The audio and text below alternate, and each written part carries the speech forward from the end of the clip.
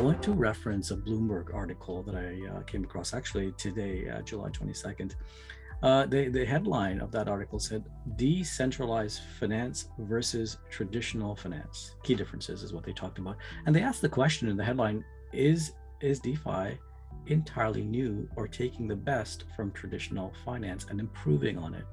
You know, you and I, in a previous conversation, we briefly touched on how digital finance is changing the world. Digital finance will even change the way we communicate and talk to each other.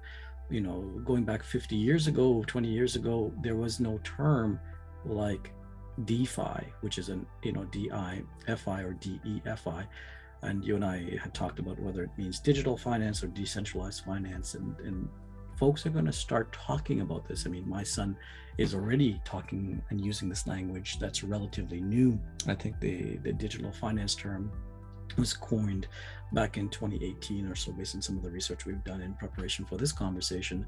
But there are two terms that I want to just share some time learning for the interest of the folks who may not know it as well as you.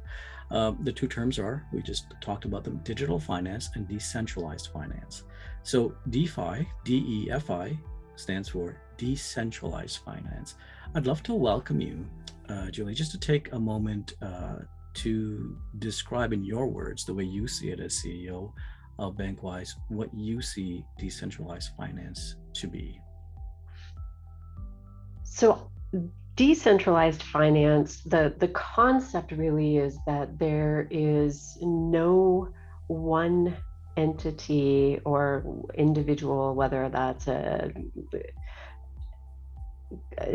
institution or an individual, that has control or makes the decision. So it is more of so there's not one control point. That's sort of the decentralized finance. And I think that there's been a lot of discussion around some of the activities of the last, couple of years, and some of the things that have happened recently in the market as to whether or not those organizations were truly decentralized, or they were acting more in a centralized way, but positioning it as decentralized.